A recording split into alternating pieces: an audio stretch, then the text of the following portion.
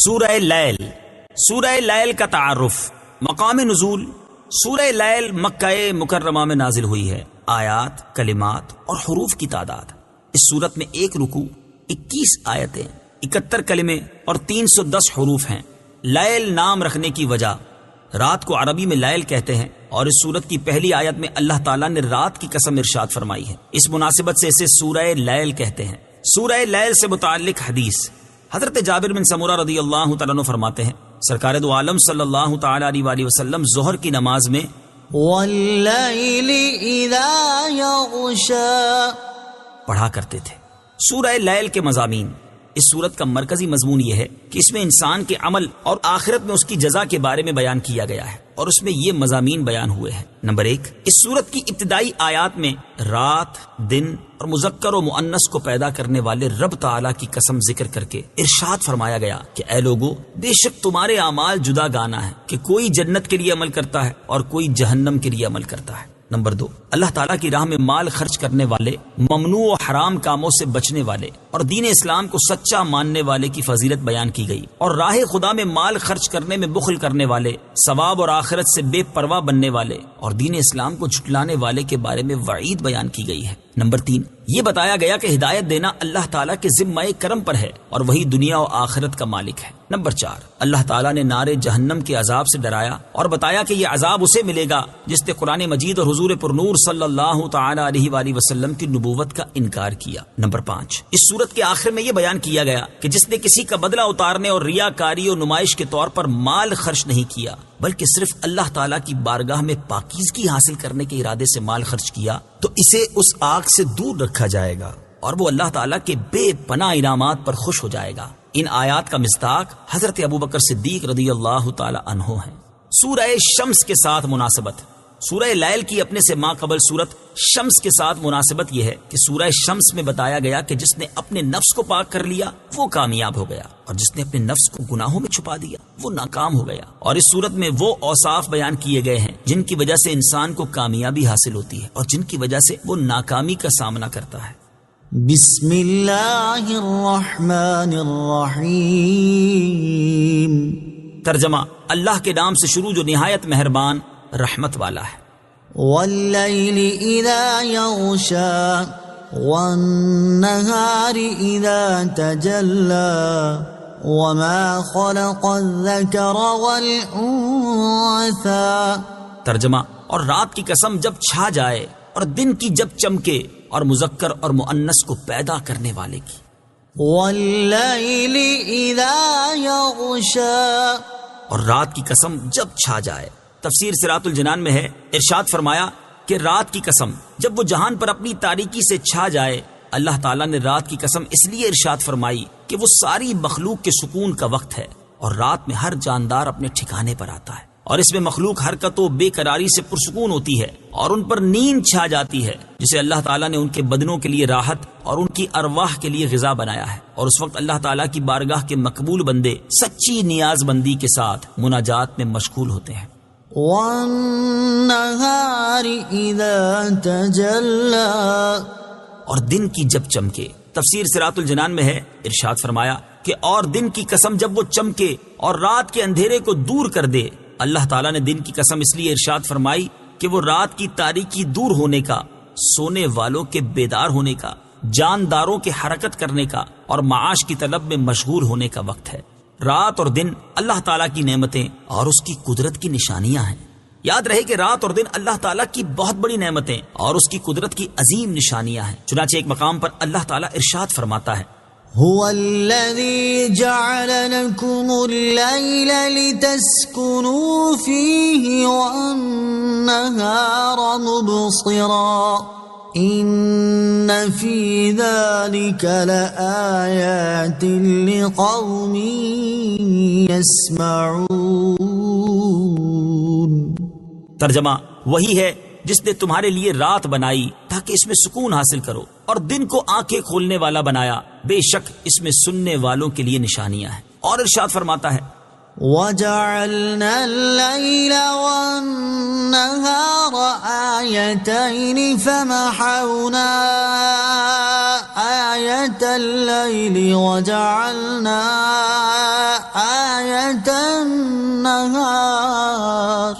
وجعلنا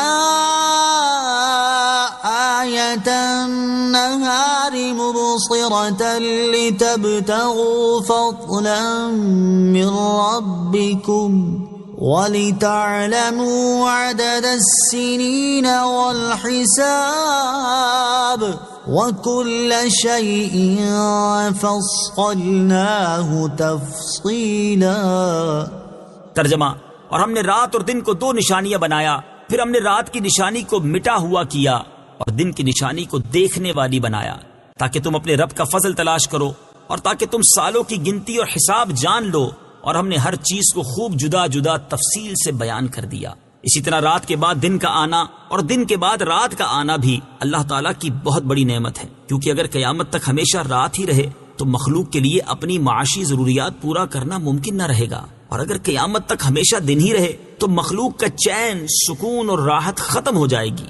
عقل مند لوگ اس میں بھی غور کر کے اللہ تعالیٰ کی قدرت اور اس کی وحدانیت کے بارے میں جان سکتے ہیں۔ چنانچہ اللہ تعالیٰ ارشاد فرماتا ہے: يقلب الله الليل والنهار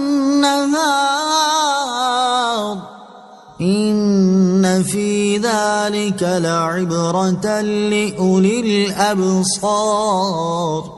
ترجمہ: اللہ رات اور دن کو تبدیل فرماتا ہے، بے شک اس میں آنکھ والوں کے لیے سمجھنے کا مقام ہے۔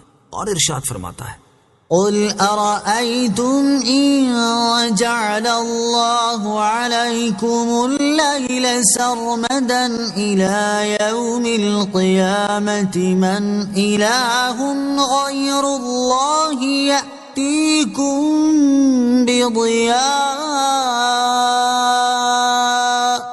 أفلا تسمعون۔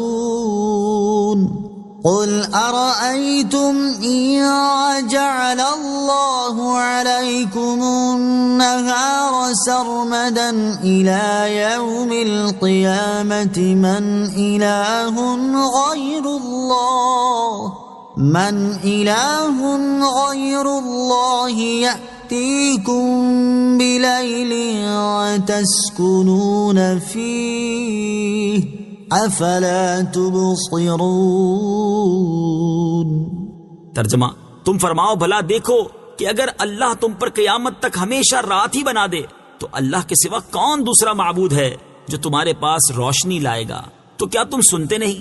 تم فرماؤ بھلا دیکھو کہ اگر اللہ قیامت تک ہمیشہ دن ہی بنا دے تو اللہ کے سوا اور کون معبود ہے جو تمہارے پاس رات لے آئے جس میں تم آرام کرو؟ تو کیا تم دیکھتے نہیں؟ وما خلق الذكر والأنثى، اور مذکر اور مؤنث کو پیدا کرنے والے کی تفسیر صراط الجنان میں ہے، یعنی اس عظیم قدرت والے قادر کی قسم جو ایک ہی پانی سے مذکر اور مؤنث پیدا کرنے پر قادر ہے۔ ان سعيكم لشتى فأما من أعطى واتقى وصدق بالحسنى فسنيسره لليسرى وأما من بخل واستغنى وكذب بالحسنى فسنيسره للعسرى۔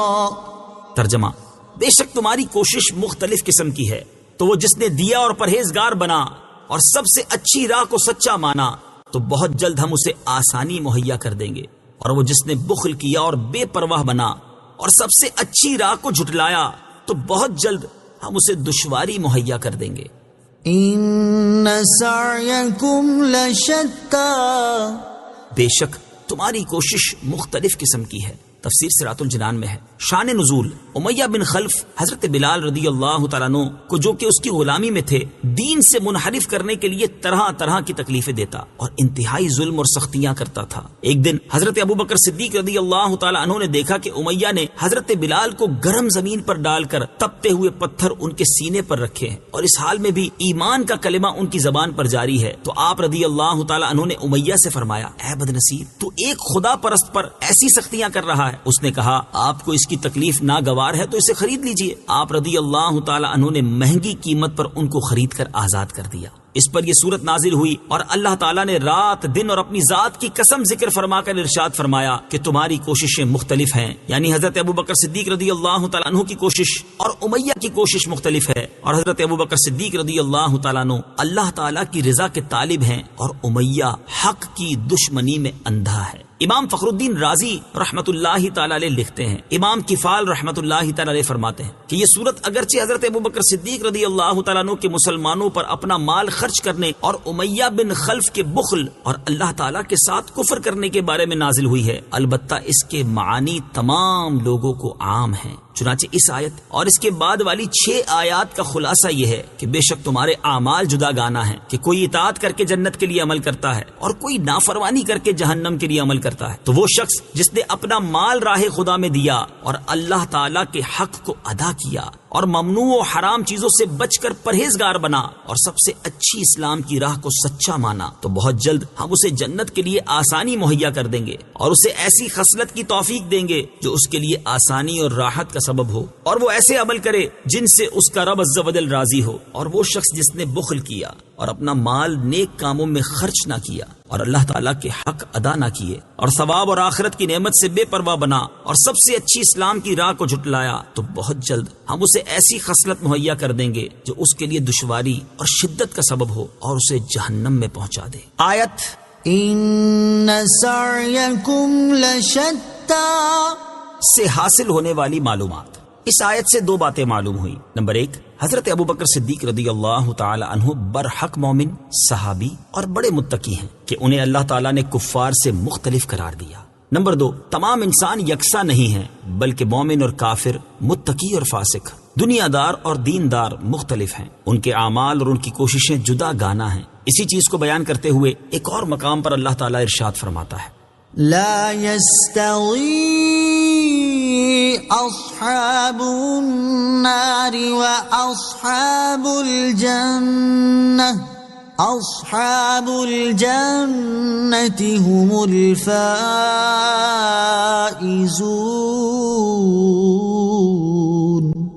ترجمہ، دوزخ والے اور جنت والے برابر نہیں، جنت والے ہی کامیاب ہیں۔ اور ارشاد فرماتا ہے، أفمن كان مؤمنا كمن كان فاسقا لا يستوون أما الذين آمنوا وعملوا الصالحات فلهم جنات المأوى نزلا بما كانوا يعملون وَأَمَّا الَّذِينَ فَسَقُوا فَمَأْوَاهُمُ النَّارُ كُلَّمَا أَرَادُوا أَن يَخْرُجُوا مِنْهَا أُعِيدُوا فِيهَا وَقِيلَ لَهُمْ ذُوقُوا عَذَابَ النَّارِ الَّذِي كُنتُم بِهِ تُكَذِّبُونَ۔ ترجمہ، تو کیا جو ایمان والا ہے وہ اس جیسا ہو جائے گا جو نافرمان ہے؟ یہ برابر نہیں ہے۔ بہرحال جو ایمان لائے اور انہوں نے اچھے کام کیے تو ان کے لیے ان کے اعمال کے بدلے میں مہمانی کے طور پر رہنے کے باغات ہیں، اور وہ جو نافرمان ہوئے تو ان کا ٹھکانہ آگ ہے، جب کبھی اس میں سے نکلنا چاہیں گے تو پھر اسی میں پھیر دیے جائیں گے، اور ان سے کہا جائے گا اس آگ کا عذاب چکھو جسے تم جھٹلاتے تھے۔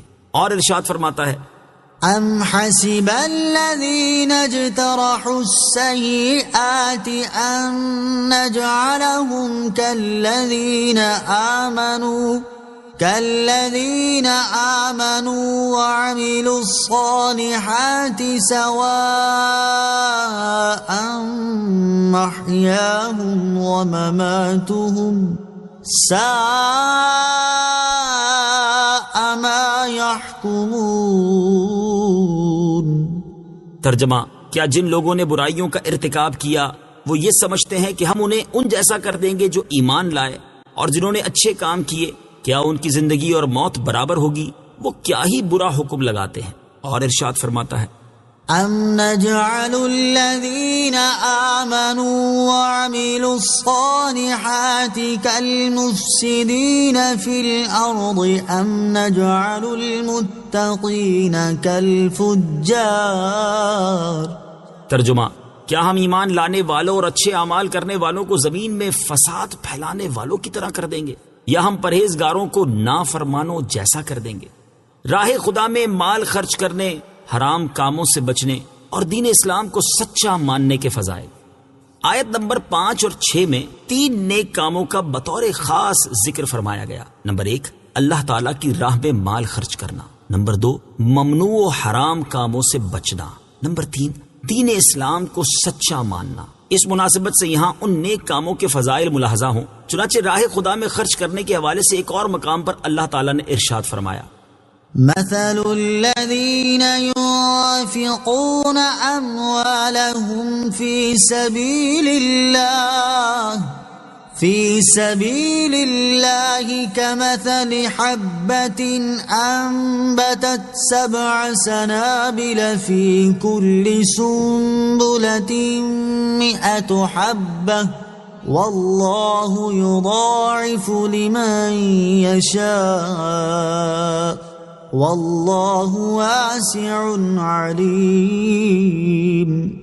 ترجمہ: ان لوگوں کی مثال جو اپنے مال اللہ کی راہ میں خرچ کرتے ہیں اس دانے کی طرح ہے جس نے 7 بالیاں اگائیں، ہر بالی میں 100 دانے ہیں، اور اللہ اس سے بھی زیادہ بڑھائے جس کے لیے چاہے، اور اللہ وسعت والا، علم والا ہے۔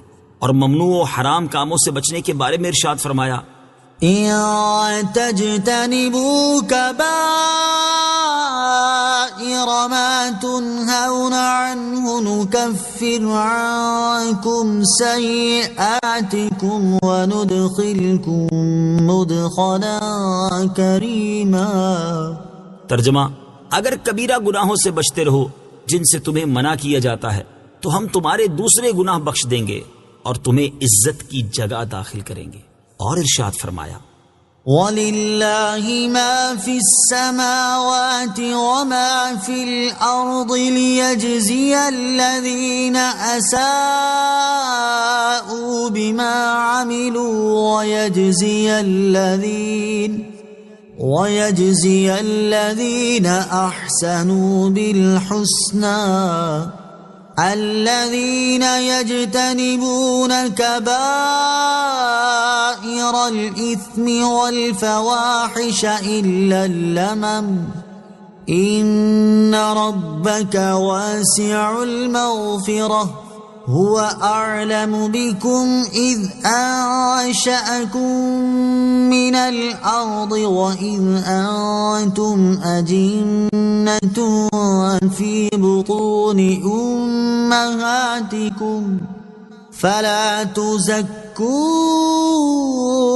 أنفسكم هو أعلم بمن اتقى. ترجمہ: اور اللہ ہی کا ہے جو کچھ آسمانوں میں ہے اور جو کچھ زمین میں ہے، تاکہ برائی کرنے والوں کو ان کے اعمال کا بدلہ دے اور نیکی کرنے والوں کو نہایت اچھا صلہ عطا فرمائے۔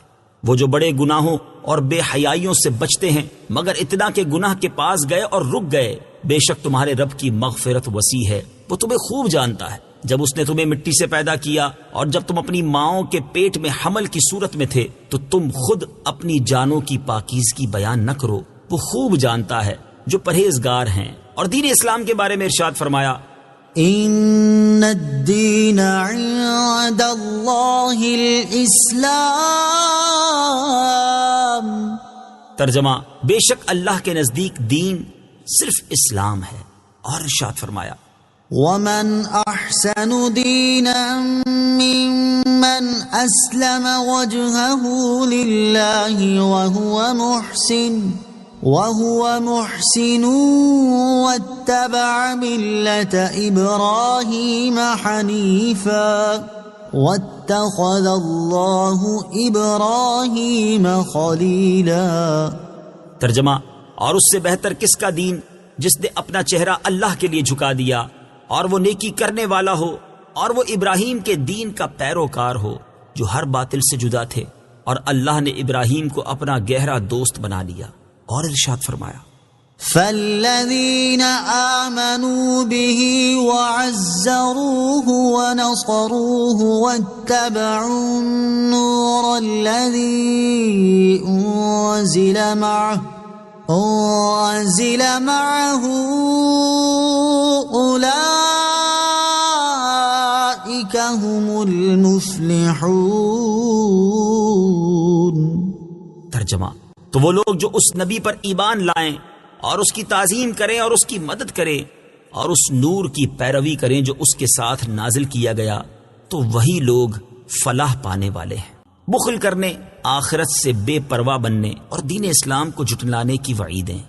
آیت نمبر 8 اور 9 میں اللہ تعالیٰ کی راہ میں مال خرچ کرنے میں بخل کرنے والے، ثواب اور آخرت سے بے پرواہ بننے والے اور دین اسلام کو جھٹلانے والے کے بارے میں وعید بیان کی گئی ہے. اس مناسبت سے یہاں ان برے کاموں سے متعلق چند وعیدیں ملاحظہ ہوں. چنانچہ اللہ تعالیٰ کی راہ میں مال خرچ کرنے سے بخل کرنے والوں کے بارے میں ایک اور مقام پر اللہ تعالیٰ نے ارشاد فرمایا: ہا انتم هؤلاء تدعون لتنفقوا في سبيل الله فمنكم من يبخل ومن يبخل فإنما يبخل عن نفسه والله الغني وأنتم الفقراء وإن تتولوا يستبدل قوما غيركم ثم لا يكونوا أمثالكم. ترجمہ: ہاں یہ تم ہو جو بلائے جاتے ہو تاکہ تم اللہ کی راہ میں خرچ کرو، تو تم میں کوئی بخل کرتا ہے اور جو بخل کرے وہ اپنی ہی جان سے بخل کرتا ہے، اور اللہ بے نیاز ہے اور تم سب محتاج ہو. اور اگر تم منہ پھیرو گے تو وہ تمہارے سوا اور لوگ بدل دے گا، پھر وہ تم جیسے نہ ہوں گے. اور ارشاد فرمایا: وَلَا يَحْسَبَنَّ الَّذِينَ يَبْخَلُونَ بِمَا آتَاهُمُ اللَّهُ مِنْ فَضْلِهِ هُوَ خَيْرًا لَهُمْ بل هو شر لهم سيطوقون ما بخلوا به يوم القيامة ولله ميراث السماوات والأرض والله بما تعملون خبير. ترجمہ: اور جو لوگ اس چیز میں بخل کرتے ہیں جو اللہ نے انہیں اپنے فضل سے دی ہے، وہ ہرگز اسے اپنے لیے اچھا نہ سمجھیں، بلکہ یہ بخل ان کے لیے برا ہے. ان قریب قیامت کے دن ان کے گلوں میں اسی مال کا توق بنا کر ڈالا جائے گا جس میں انہوں نے بخل کیا تھا، اور اللہ ہی آسمانوں اور زمین کا وارث ہے، اور اللہ تمہارے تمام کاموں سے خبردار ہے. اور اللہ تعالیٰ کے ثواب اور آخرت سے بے پرواہ بننے والے کے بارے میں ارشاد فرمایا: کلا ان الانسان لیطغى ان رآه استغنى ان الى ربك الرجعى. ترجمہ: ہاں بے شک آدمی سرکشی کرتا ہے اس بنا پر کہ اپنے آپ کو غنی سمجھ لیا، بے شک تیرے رب ہی کی طرف لوٹنا ہے. اور ارشاد فرمایا: من كان يريد الحياة الدنيا وزينتها نوفي إليهم أعمالهم فيها وهم فيها لا يبخسون. أولئك الذين ليس لهم في الآخرة إلا النار وحبط ما صنعوا فيها وباطل ما كانوا يعملون. ترجمہ: جو دنیا کی زندگی اور اس کی زینت چاہتا ہو تو ہم دنیا میں انہیں ان کے اعمال کا پورا بدلہ دیں گے اور انہیں دنیا میں کچھ کم نہ دیا جائے گا. یہ وہ لوگ ہیں جن کے لیے آخرت میں آگ کے سوا کچھ نہیں، اور دنیا میں جو کچھ انہوں نے کیا وہ سب برباد ہو گیا اور ان کے اعمال باطل ہیں. اور دین اسلام کے حوالے سے ارشاد فرمایا: ومن يبتغ غير الإسلام دينا فلن يقبل منه وهو في الآخرة من الخاسرين۔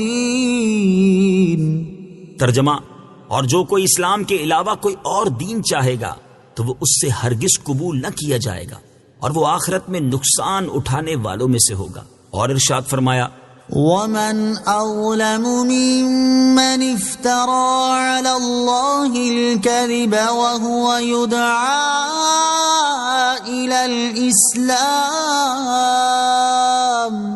والله لا يهدي القوم الظالمين۔ ترجمہ، اور اس سے بڑھ کر ظالم کون جو اللہ پر جھوٹ باندھے حالانکہ اسے اسلام کی طرف بلایا جاتا ہو، اور اللہ ظالم لوگوں کو ہدایت نہیں دیتا۔ اللہ تعالی ہمیں اپنی راہ میں مال خرچ کرنے میں بخل کرنے سے بچنے، اپنی آخرت کی پرواہ اور فکر کرنے اور دین اسلام کو مانتے رہنے کی توفیق عطا فرمائے، آمین۔ وما يغني عنه ماله إذا تردى إن علينا للهدى وَإِنَّ لَنَا لَلْآخِرَةَ وَالْأُولَى۔ ترجمہ، اور جب وہ ہلاکت میں پڑے گا تو اس کا مال اسے کام نہ آئے گا، بے شک ہدایت فرمانا ہمارے ذمے ہے، اور بے شک آخرت اور دنیا دونوں کے ہم ہی مالک ہیں۔ وَمَا يُغْنِي عَنْهُ مَالُهُ إِذَا تَرَدَّى، اور جب ہلاکت میں پڑے گا تو اس کا مال اسے کام نہ آئے گا۔ تفسیر صراط الجنان میں ہے، یعنی جو شخص اللہ کی راہ میں مال خرچ کرنے سے بخل کر رہا ہے، وہ جب مر کر قبر میں جائے گا یا جہنم کی گہرائی میں پہنچے گا تو اس کا مال اللہ تعالیٰ کے عذاب سے بچانے میں اسے کچھ کام نہ آئے گا۔ إِنَّ عَلَيْنَا لَلْهُدَى، بے شک ہدایت فرمانا ہمارے ذمے ہے۔ تفسیر صراط الجنان میں ہے، اس آیت کا ایک معنی یہ ہے کہ حق اور باطل کی راہوں کو واضح کر دینا، حق پر دلائل قائم کرنا اور احکام بیان فرمانا ہمارے ذمہ کرم پر ہے۔ دوسرا معنی یہ ہے کہ جو ہم سے ہدایت طلب کرے اور ہدایت طلب کرنے میں کوشش کرے تو اسے ہدایت دینا ہمارے ذمہ کرم پر ہے، جیسا کہ ایک اور مقام پر اللہ تعالیٰ نے ارشاد فرمایا، وَالَّذِينَ جَاهَدُوا فِينَا لَنَهْدِيَنَّهُمْ سُبُلَنَا۔ ترجمہ، اور جنہوں نے ہماری راہ میں کوشش کی ضرور ہم انہیں اپنے راستے دکھا دیں گے۔ وَإِنَّ لَنَا لَلْآخِرَةَ وَالْأُولَى، اور بے شک آخرت اور دنیا دونوں کے ہم ہی مالک ہیں۔ تفسیر صراط الجنان میں ہے، اس آیت کی ایک تفسیر یہ ہے کہ بے شک تم یہ بات جانتے ہو کہ آخرت اور دنیا دونوں کے ہم ہی مالک ہیں، اور پتھروں اور دیگر چیزوں سے بنے ہوئے جن بتوں کی تم پوجا کرتے ہو وہ نہ آخرت کے مالک ہیں نہ دنیا کے مالک ہیں، تو تم آخرت اور دنیا کے مالک کی عبادت چھوڑ کر ان بتوں کی عبادت کیسے کرنے لگ گئے جو آخرت اور دنیا میں سے کسی چیز کے مالک نہیں، حالانکہ تمہیں یہ بات معلوم بھی ہے۔ دوسری تفسیر یہ ہے کہ بے شک آخرت اور دنیا دونوں کے ہم ہی مالک ہیں، اور ہم ان میں سے جو چیز جسے چاہیں عطا کریں، لہٰذا دنیا اور آخرت کی سعادتیں ہم سے ہی طلب کی جائیں۔ دنیا اور آخرت دونوں کی بہتری کے لیے دعا مانگنی چاہیے۔ یاد رہے کہ اللہ تعالیٰ سے صرف دنیا کی بہتری کے لیے یا صرف آخرت کی بہتری کے لیے دعا نہیں مانگنی چاہیے، بلکہ دنیا اور آخرت دونوں کی بہتری کے لیے دعا مانگنی چاہیے، جیسا کہ ایک مقام پر اللہ تعالیٰ ارشاد فرماتا ہے، فَمِنَ النَّاسِ مَن يَقُولُ رَبَّنَا آتِنَا فِي الدُّنْيَا وَمَا لَهُ فِي الْآخِرَةِ مِنْ خَلَاقٍ وَمِنْهُمْ مَن يَقُولُ رَبَّنَا آتِنَا فِي الدُّنْيَا حَسَنَةً وَفِي الْآخِرَةِ حَسَنَةً وَقِنَا عَذَابَ النَّارِ أُولَئِكَ لَهُمْ نَصِيبٌ مِّمَّا كَسَبُوا وَاللَّهُ سَرِيعُ الْحِسَابِ۔ ترجمہ، اور کوئی آدمی یوں کہتا ہے کہ اے ہمارے رب ہمیں دنیا میں دے دے اور آخرت میں اس کا کچھ حصہ نہیں، اور کوئی یوں کہتا ہے کہ اے ہمارے رب ہمیں دنیا میں بھلائی عطا فرما اور ہمیں آخرت میں بھی بھلائی عطا فرما، اور ہمیں دوزخ کے عذاب سے بچا۔ ان لوگوں کے لیے ان کے کمائے ہوئے اعمال سے حصہ ہے، اور اللہ جلد حساب کرنے والا ہے۔ اور حضرت انس بن مالک رضی اللہ تعالی عنہ فرماتے ہیں کہ تاجدار رسالت صلی اللہ تعالی علیہ وآلہ وسلم اکثر یہ دعا فرمایا کرتے تھے، ربنا آتنا في الدنيا حسنة وفي الآخرة حسنة وقنا عذاب النار۔ اے ہمارے رب، ہمیں دنیا میں بھلائی عطا فرما اور ہمیں آخرت میں بھی بھلائی عطا فرما، اور ہمیں دوزخ کے عذاب سے بچا۔ اللہ تعالیٰ کے نیک بندوں سے دین و دنیا کی بھلائیاں طلب کرنا جائز ہے۔ نیز یہ بھی یاد رہے کہ اللہ تعالیٰ کے انبیاء علیہ الصلوۃ والسلام اور اولیاء رحمت اللہ تعالیٰ علیہم سے دین اور دنیا کی بھلائیاں طلب کرنا بھی جائز ہے، کیونکہ اللہ تعالیٰ کے یہ نیک بندے اللہ تعالیٰ کی عطا سے دین اور دنیا کی بھلائیاں دے سکتے ہیں۔ اور یہاں ہم صرف صحابہ کرام علیہم رضوان کی سیرت میں موجود اس کی بے شمار مثالوں میں سے چند مثالیں اختصار کے ساتھ ذکر کرتے ہیں، تاکہ یہ بات واضح ہو جائے کہ اللہ تعالیٰ کے علاوہ کسی اور سے دین یا دنیا کی بھلائیاں طلب کرنا شرک ہرگز نہیں، بلکہ یہ صحابہ کرام رضی اللہ تعالی عنہم کا طریقہ رہا ہے۔ چنانچہ مسلم شریف کی حدیث ہے، جب حضرت ربیعہ رضی اللہ تعالی عنہ نے نبی کریم صلی اللہ تعالی علیہ وآلہ وسلم سے جنت میں ان کی رفاقت مانگی تو رسول اللہ صلی اللہ تعالی علیہ وآلہ وسلم نے انہیں جنت میں اپنی رفاقت عطا کر دی۔ مسلم شریف کی حدیث ہے، حضرت عکاشہ رضی اللہ تعالی عنہ نے بارگاہ رسالت میں عرض کی، یا رسول اللہ، آپ دعا فرما دیں کہ اللہ تعالیٰ مجھے بے حساب جنت میں جانے والوں میں شامل کر دے۔ تاجدار رسالت صلی اللہ تعالی علیہ وآلہ وسلم نے ارشاد فرما دیا کہ اے عکاشہ، تو انہی میں سے ہے۔ اور صحابہ کرام رضی اللہ تعالی عنہم کا آخرت کی بھلائی طلب کرنا تو اپنی جگہ۔ جب کھجور کے ایک تنے سے نبی کریم صلی اللہ تعالی علیہ وسلم نے فرمایا کہ اگر تو چاہے تو میں تجھے اس باغ میں لوٹا دوں جہاں تو تھا، اور اگر تو چاہے تو میں تجھے جنت میں بو دوں تاکہ جنت میں تیرے پھل اللہ تعالیٰ کے اولیاء کھائیں، اور اس نے عرض کی کہ مجھے جنت میں لگا دیں، تو نبی کریم صلی اللہ تعالی علیہ وآلہ وسلم نے فرمایا میں نے ایسا کر دیا، یعنی تجھے جنت میں لگا دیا۔ بخاری شریف کی حدیث ہے، غزوہ خیبر کے موقع پر جب حضرت سلمہ بن اکوا رضی اللہ تعالیٰ عنہ کی پنڈلی پر چوٹ لگ گئی اور وہ بارگاہ رسالت میں حاضر ہو گئے تو رسول اللہ صلی اللہ تعالی علیہ وآلہ وسلم نے ان کی پنڈلی کو درست کر دیا۔ اور مدینہ منورہ میں رہنے والوں نے ایک بار حضرت عائشہ صدیقہ رضی اللہ تعالی عنہا سے قحط کے بارے میں عرض کی تو انہوں نے رسول کریم صلی اللہ تعالی علیہ وآلہ وسلم کے روضہ انور کی چھت میں روشن دان بنانے کا حکم دیا، اور جب روشن دان بنایا گیا تو اس قدر بارش برسی کہ گھاس اگائی اور اونٹ موٹے تازے ہو گئے۔ فَأَنذَرْتُكُمْ نَارًا تَلَظَّى لَا يَصْلَاهَا إِلَّا الْأَشْقَى الَّذِي كَذَّبَ وَتَوَلَّى۔ ترجمہ، تو میں تمہیں اس آگ سے ڈراتا ہوں جو بھڑک رہی ہے، اس میں بڑا بدبخت ہی داخل ہوگا جس نے جھٹلایا اور منہ پھیرا۔ فَأَنذَرْتُكُمْ نَارًا تَلَظَّى، تو میں تمہیں اس آگ سے ڈراتا ہوں جو بھڑک رہی ہے۔ تفسیر صراط الجنان میں ہے، اس آیت اور اس کے بعد والی 2 آیات کا خلاصہ یہ ہے کہ اے اہل مکہ، میں تمہیں اس قرآن کے ذریعے اس آگ سے ڈراتا ہوں جو بھڑک رہی ہے، اس میں بڑا بدبختی ہمیشہ کے لیے لازمی طور پر داخل ہوگا، اور بڑا بدبخت وہ ہے جس نے میرے حبیب صلی اللہ تعالی علیہ وآلہ وسلم کو جھٹلایا اور ان پر ایمان لانے سے اس نے منہ پھیرا۔ وَسَيُجَنَّبُهَا الْأَتْقَى الَّذِي يُؤْتِي مَالَهُ يَتَزَكَّى۔ ترجمہ، اور سب سے بڑے پرہیزگار کو اس آگ سے دور رکھا جائے گا جو اپنا مال دیتا ہے تاکہ اسے پاکیزگی ملے۔ وَسَيُجَنَّبُهَا الْأَتْقَى، اور سب سے بڑے پرہیزگار کو اس آگ سے دور رکھا جائے گا۔ تفسیر صراط الجنان میں ہے، اس آیت اور اس کے بعد والی آیت کا خلاصہ یہ ہے کہ اور سب سے بڑے پرہیزگار کو اس بھڑکتی آگ سے دور رکھا جائے گا، اور سب سے بڑا پرہیزگار وہ ہے جو اللہ تعالیٰ کی راہ میں اپنا مال ریاکاری اور نمائش کے طور پر خرچ نہیں کرتا، بلکہ اس لیے خرچ کرتا ہے تاکہ اسے اللہ تعالیٰ کی بارگاہ میں پاکیزگی ملے۔ حضرت ابو بکر صدیق رضی اللہ تعالی عنہ کے فضائل۔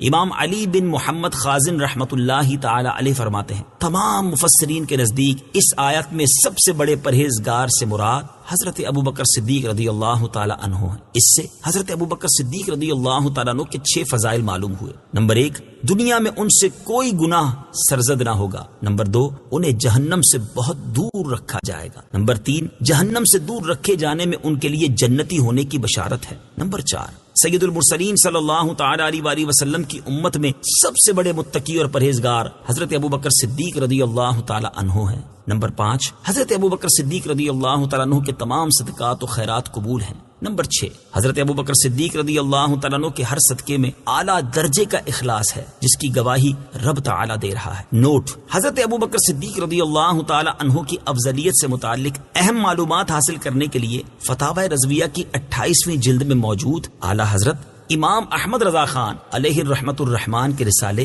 الزلال الانقا من بحر سبقت الاتقا حضرت ابوبکر صدیق رضی اللہ تعالیٰ عنہ کی افضلیت کا بیان کا مطالعہ فرمائیں۔ وما لأحد عنده من نعمة تجزى إلا ابتغاء وجه ربه الأعلى ولسوف يرضى۔ ترجمہ: اور کسی کا اس پر کچھ احسان نہیں جس کا بدلہ دیا جانا ہو، صرف اپنے سب سے بلند شان والے رب کی رضا تلاش کرنے کے لیے، اور بے شک قریب ہے کہ وہ خوش ہو جائے گا۔ وما لأحد عنده من نعمة تجزى، اور کسی کا اس پر کچھ احسان نہیں جس کا بدلہ دیا جانا ہو۔ شان نزول: جب حضرت صدیق اکبر رضی اللہ تعالیٰ عنہ نے حضرت بلال رضی اللہ تعالیٰ عنہ کو بہت مہنگی قیمت پر خرید کر آزاد کیا تو کفار کو حیرت ہوئی، اور انہوں نے کہا کہ حضرت صدیق رضی اللہ تعالیٰ عنہ نے ایسا کیوں کیا؟ شاید حضرت بلال کا ان پر کوئی احسان ہوگا جو انہوں نے اتنی مہنگی قیمت دے کر انہیں خریدا اور آزاد کر دیا۔ اس پر یہ آیت نازل ہوئی، اور اس آیت اور اس کے بعد والی آیت میں ظاہر فرما دیا گیا کہ حضرت ابوبکر صدیق رضی اللہ تعالیٰ عنہ کا یہ فعل محض اللہ تعالیٰ کی رضا کے لیے ہے، کسی کے احسان کا بدلہ نہیں، اور نہ ان پر حضرت بلال رضی اللہ تعالیٰ عنہ وغیرہ کا کوئی احسان ہے۔ یاد رہے کہ حضرت صدیق اکبر رضی اللہ تعالیٰ عنہ نے حضرت بلال رضی اللہ تعالیٰ عنہ کے علاوہ بھی بہت سے لوگوں کو ان کے اسلام کی وجہ سے خرید کر آزاد کیا، جیسے حضرت عامر بن فہیرہ، حضرت ام عمیس اور حضرت زہرا رضی اللہ تعالیٰ عنہم۔ وَلَسَوْفَ يَرْضَى، اور بے شک قریب ہے کہ وہ خوش ہو جائے گا۔ تفسیر صراط الجنان میں ہے، یعنی بے شک قریب ہے کہ وہ اس نعمت و کرم سے خوش ہو جائے گا جو اللہ تعالیٰ ان کو جنت میں عطا فرمائے گا۔ اللہ تعالیٰ کی بارگاہ میں حضرت ابوبکر صدیق رضی اللہ تعالیٰ عنہ کا مقام، اس سے بھی حضرت ابوبکر صدیق رضی اللہ تعالیٰ عنہ کی شان اور اللہ تعالیٰ کی بارگاہ میں ان کا مقام معلوم ہوا کہ اللہ تعالیٰ نے اپنے حبیب صلی اللہ تعالیٰ علیہ وسلم سے ارشاد فرمایا، وَلَسَوْفَ يُعْطِيكَ رَبُّكَ فَتَرْضَى۔ ترجمہ: اور بے شک قریب ہے کہ تمہارا رب تمہیں اتنا دے گا کہ تم راضی ہو جاؤ گے۔ اور حضرت ابوبکر صدیق رضی اللہ تعالیٰ عنہ کے لیے فرمایا، وَلَسَوْفَ يَرْضَى۔ ترجمہ: اور بے شک قریب ہے کہ وہ خوش ہو جائے گا۔ طرز کلام دونوں مقبولوں سے یکساں ہے۔ سبحان اللہ۔